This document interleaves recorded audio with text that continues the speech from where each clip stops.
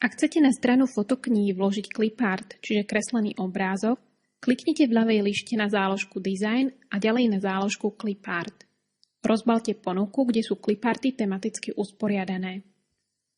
Kliknite na vybraný clipart, uchopte ho myšou a preneste na stránku fotokníh. S clipartom môžete ďalej manipulovať podobne ako s fotografiou. Môžete ho zväčšovať a zmenšovať, presúvať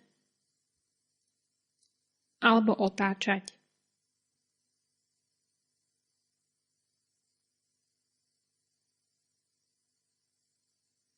Rovnakým spôsobom môžete na stránku vložiť aj ďalšie cliparty.